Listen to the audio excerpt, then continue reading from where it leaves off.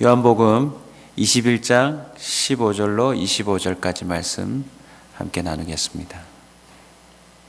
사랑의 온도 차이라는 제목으로 말씀을 나누겠습니다.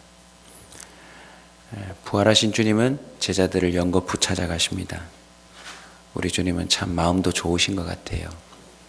우리 같으면 미워서라도 찾아가지 않을 텐데 말입니다. 그들이 한 행동이나 그들의 했던 말, 주님 앞에서 한 것뿐만 아니라 우리 주님은 그 외의 것도 다 알고 계시니까 그들이 예수님 앞이 아닌 다른 곳에서도 취했던 모든 것들을 알고 계신다면 미워서라도 주님은 이들에게 이렇게 행동하지 않을 겁니다.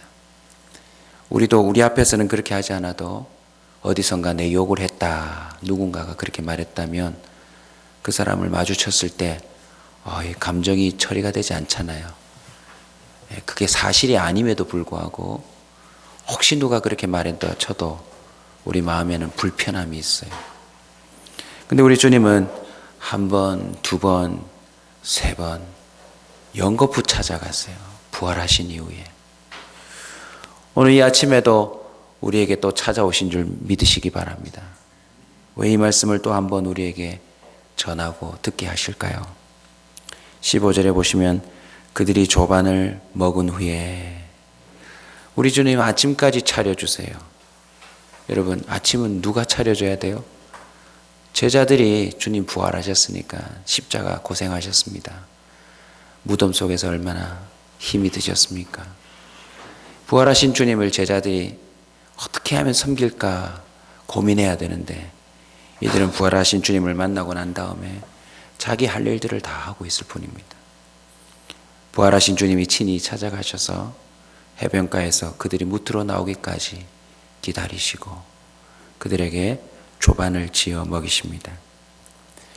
우리 주님은 제자들의 피곤함과 제자들의 그 배고픔을 잘 알고 계셨던 것입니다.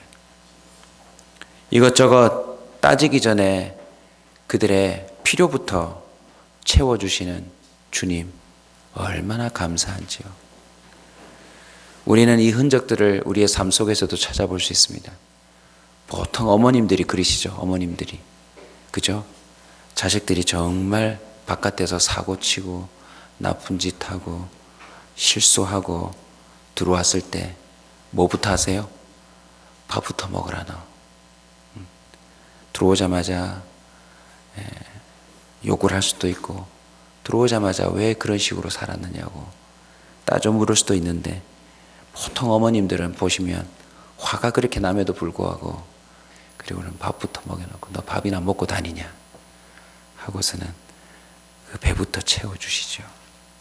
시편 33편 19절에 보면 그들의 영혼을 사망에서 건지시며 그들이 굶주릴 때에 그들을 살리시는도다. 아멘.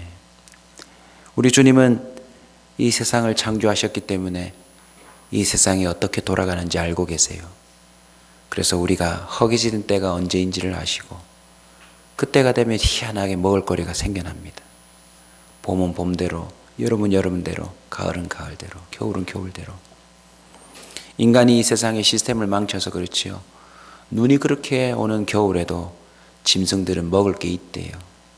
때가 되면 비가 오고 때가 되면 눈이 오고 하나님께서 지금도 쉬지 않고 허기지고 굶주린 자들의 필요를 채우고 계심을 믿으시길 주의 이름으로 축원합니다.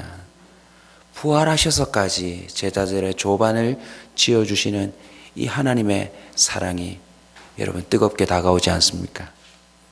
오늘 이 아침에도 새벽 이 기도 중에 조반을 지어 먹이시는 하나님의 사랑이 우리 가운데 느껴질 수 있기를 소원합니다. 왜 배신했느냐? 왜 나한테 말하지 않았느냐? 주님은 과거를 묻지 않으십니다. 부활하신 주님이 제자들을 찾아오셔서 한 번도 과거를 묻지 않으십니다. 그들의 필요를 채워주신 다음에 주님이 하신 질문은 한 가지입니다. 지금 네가 나를 사랑하느냐? 지금 네가 나를 사랑하느냐? 지금입니다. 지금. 나와 대면하고 있는 지금 이 순간 네가 나를 사랑하느냐. 부부관계든 가족관계든 교회 공동체이든 간에, 그리고 잠깐 타는 택시기사와 손님과의 관계도요, 사랑에 기초하면 문제가 없어요. 문제가 없어요. 근데 그게 아니라 다른 어떠한 동기에 근거하고 있으면 거기에는요, 엄청난 위험 요소가 도사리고 있다는 사실을 우리는 잊지 말아야 합니다. 오늘 주님이 베드로에게 조반을 지어 먹이신 후에 이렇게 말합니다. 요한의 아들 시몬아, 네가 이 사람들보다 나를 더 사랑하느냐. 주님의 마음이 담겨졌을까요? 저 여러분에게도 이 질문이 왔다 생각하고 이렇게 한번 소원함을 품었으면 좋겠습니다. 주님, 이 사람들보다 제가 더 주님을 사랑하고 싶습니다. 여러분, 사랑에서는 지면 안 됩니다. 저의 아내와 저희 딸들을 제가 만약 다른 사람보다 덜 사랑한다면 전 정말 나쁜 아빠 아닙니까? 이 세상에 누구보다 우리 가족을 제가 더 사랑해야 되는 것 아니겠습니까? 우리 교회 성도를 다른 교회 목회자가 더 사랑한다. 그러면 저는 좀 비참한 목사 아닙니까? 저와 여러분이 하나님을 사랑한다고 할 때 다른 어떤 사람들보다 내가 더 주님을 사랑하고자 하는 소원함을 품길 주의 이름으로 축원합니다. 우리 온사 식구들은요, 다른 건 다 져도 주님을 사랑하는 데 있어서는 져서는 안 됩니다. 그렇게 소문이 났으면 좋겠습니다. 한번 생각해 보십시오. 우리가 보기에도 저분보다는 이분이 하나님 더 사랑한다라고 할 때 덜 사랑한다라고 하는 그분은 좀 비참한 것 아닙니까? 우리 안에서뿐만 아니라 다른 사이비, 우상, 종교들을 보십시오. 우리는 이 새벽에 이렇게 기도 한번 할 때도 힘이 든다고 때로는 불평할 때가 있는데요, 다른 사람들은 기도 한번 하려고 하면 산꼭대기까지 올라가요. 밤이든지 낮이든지. 예수님이 제자들에게 물으신 그 사랑, 베드로는 이렇게 말합니다. 주님께서 아시나이다. 주님 그러하나이다. 사랑합니다라고 대답하지 아니하고요, 네가 나를 사랑하냐 그랬더니 그러합니다. 주님 아시잖아요. 주님이 다시 묻습니다. 너 나 사랑하느냐? 베드로가 그러하나이다. 자, 보십시오. 세 번째 물으니까 뭐라고 합니까?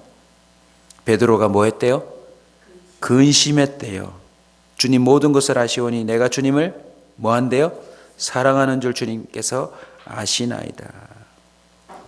두 번째부터 주님 사랑하신 줄 압니다. 주님 사랑하신 줄 압니다. 세 번째 말했더니 베드로가 근심했대요. 이게 한번 우리가 생각해 봐야 될 표현입니다.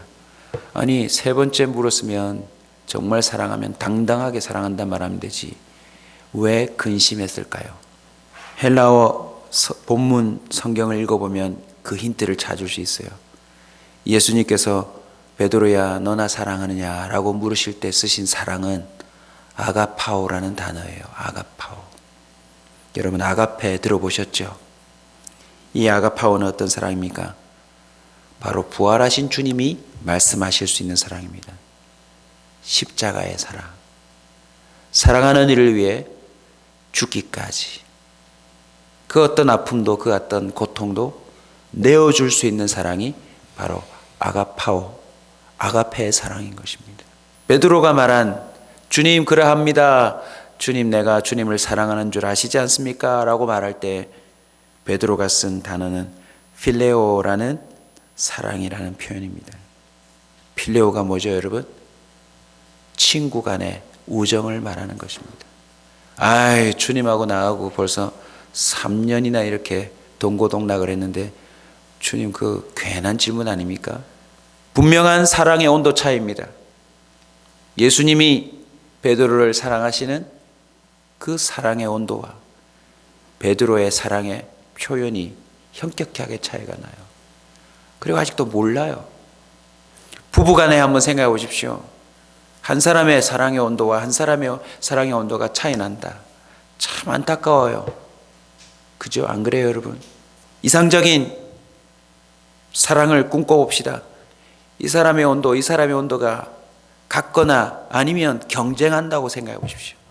내가 더 사랑해. 내가 당신을 더 사랑해. 하면서 앞서거니 뒤서거니 하며 그 사랑의 온도를 두 사람이 함께 더 높인다면 그만큼 좋은 관계가 어디 있겠습니까? 저와 여러분이 믿음 안에서 이것이 가능함을 기억하시고 사랑에 있어서 건강한 경쟁을 할 수 있기를 주님을 축원합니다. 내가 더 사랑해요. 예수님의 계속되는 질문에 베드로는 왜 근심하며 마치 자신 없는 듯 대답했을까요? 뭔가 직감한 것 같아요. 이건 뭐지? 내가 잘못 대답한 건가? 맞게 대답했다면 예수님은 한 번의 질문을 끝냈을지도 모르시오. 그러나 분명히 표현된 단어에서도 현격한 차이가 납니다. 여러분, 예수님은 우정으로 십자가에 죽으신 것이 아닙니다. 누구만이 가능합니까? 정말 그 근본이 되시는 창조주 하나님만이 가능하신 것입니다.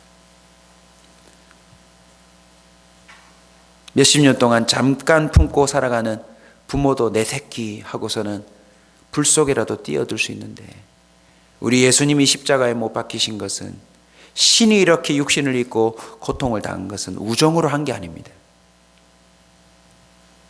저와 여러분은 이 아침에 주님의 아가파오의 사랑을 깨닫기를 소원합니다. 단순히 우리 관계가 이러니 주님 내 기도에 응답하세요 정도가 아니라, 주님은 지금도 하실 수 있다면 십자가 그 이상도 하실 수 있음을, 그런 사랑의 소유자이심을 우리가 오늘 깨닫는 아침이 되기를 원합니다. 요한일서 4장 10절입니다. 분명히 말해요. 사랑은 여기 있으니, 딴 데 있는 것이 아니다. 여기 있으니, 우리가 하나님을 사랑한 것이 아니요 하나님이 우리를 사랑하사 우리 죄를 속하기 위하여 화목제물로 그 아들을 보내셨음이니라. 주님은 이미 이 사랑의 온도차를 알고 계셨던 거예요. 그래서 베드로의 배신도, 제자들 나머지의 그 흩어짐도 주님은 품으실 수 있었던 것입니다. 우리는 온도차를 느끼면 우리 스스로가 힘들어요. 빵 한 조각만이라도 한 입 베어주게 했는데, 야 나는 전에 많이 줬잖아. 우리는 조그만 빵 부스러기 차이에도 화가 나고 분이 나는 것이 우리 일진데, 우리 주님은 이미 그 사랑의 온도차를 아시면서도 모든 걸 주시기로 작정하세요. 여러분, 이게 바로 예수의 사랑입니다. 그런 예수님이 베드로에게 한 번, 두 번, 세 번 그 온도 차이를 확인하시면서도 뭐라고 말씀하세요? 내 양을 먹이라, 내 양을 치라 라고 말씀하세요. 여러분, 나를 덜 사랑하는 자에게 자신의 사랑하는 양떼를 맡긴다는 건 진짜 힘든 일입니다. 나를 사랑하지 않는다는 걸 뻔히 알면서도 나의 가장 소중한 걸 여러분 맡길 수 있겠어요? 우리 주님은 그 일을 감행합니다. 이유가 뭔지 아세요? 18절 19절 보시면, 내가 진실로 진실로 내게 이르노니 네가 젊어서는 스스로 띠띠고 원하는 곳으로 다녔거니와 늙어서는 내 팔을 벌리리니 남이 내게 띠띠우고 원하지 않는 곳으로 데려가리라. 나를 따르라. 베드로를 처음 만났을 때 하셨던 말씀하고 동일합니다. 근데 그 처음 들려지는 소리와 이 부활하신 이후의 소리는 베드로에게 아마 달리 들렸을 것 같습니다. 무엇을 의미합니까? 어떠한 죽음으로 하나님께 영광 돌릴 것을 가리킴이라.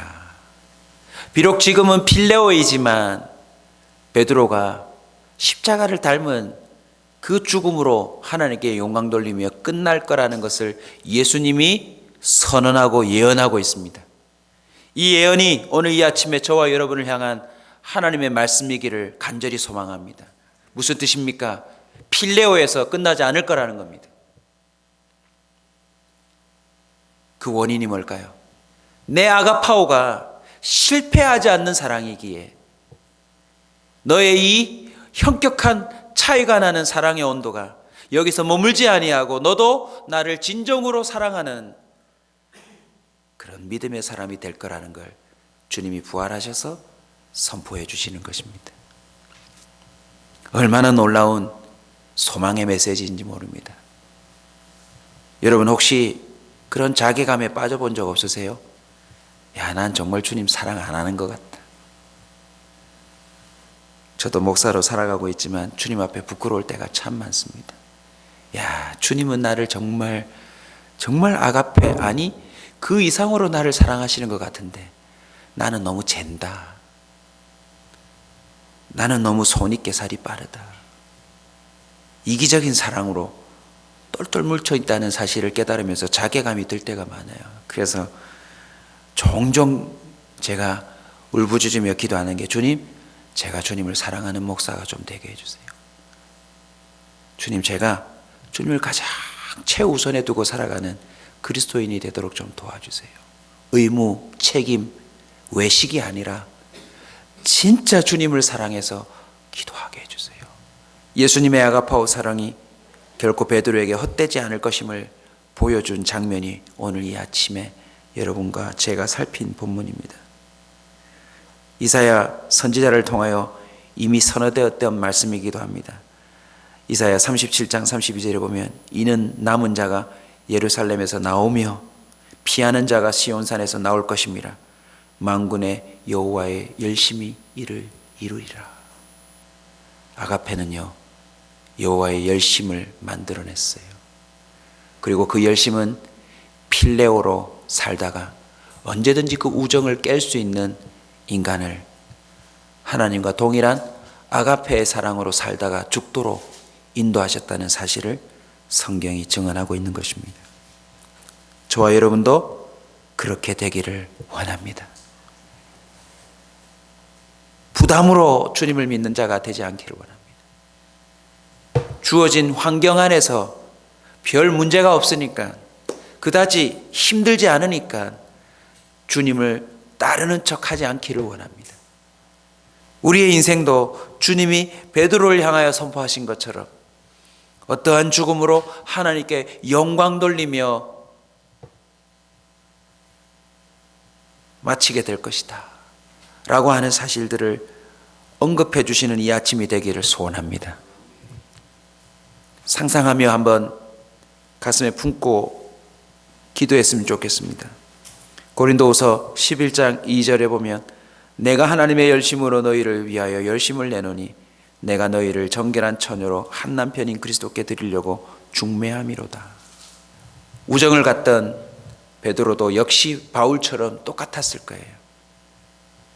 주님을 아가페로 사랑하는 사람이 되어 또 다른 현격한 온도 차이가 나는 수많은 사람들을 주님께 신부로 중매했을 겁니다. 요즘 청년들이 그러는 것처럼 많은 사람들이 예수님을 향하여, 기독교를 향하여 내 스타일 아니다, 마음이 안 간다, 구세주로 안 보인다, 내 평생을 바쳐야 될 그런 신념으로 보이지 않는다, 수많은 사람들이 말해요. 근데 그런 사람들이요, 어떻게 주님 앞에 올 수 있는 줄 아세요? 주님과 아가페의 사랑을 하는 저와 여러분을 통하여 그들이 주님 앞으로 오게 될 거예요. 대충 우정으로, 대충 사람의 도리로 그렇게 살아가는 모습 정도로는 그들이 주님 앞에 올 확률이 없어요. 여러분이 맡고 있는 양떼, 여러분이 만나고 있는 수많은 사람들, 결국 베드로를 한번 상상해 보십시오. 베드로는요, 이후에 양떼를 치면서 얼마나 많은 배신을 당했을까요? 그는 예수님의 아가페 사랑을요, 양떼를 치면서 경험했을 거예요. 그리고 그 사랑이 주님의 실패하지 않는 사랑 때문에 성취되어져 가는 그 모습을 경험하며 그는 점점 뜨거운 온도를 주님 앞에 올려드리는 사랑의 소유자가 됐을 줄로 믿습니다. 베드로뿐만이 아닙니다. 주님의 아가페 사랑을 받고 그것을 누린 모든 자들도 하나님의 열심으로 또 다른 사람들을 열심으로 섬기며 양을 쳤던 사람인 줄 믿으시기 바랍니다. 여러분, 저를 위해서도 기도해 주시고 여러분 자신을 위해서도 기도해 주시길 부탁드립니다. 우리 온사 커뮤니티 교회가 또 이 말씀을 듣고 있는 모든 그리스도인들이 여호와의 그 아가페 사랑과 열심으로 남은 생애를 살아가며 온도 차이를 줄이는 그런 복된 자가 되시길 주의 이름으로 축원합니다.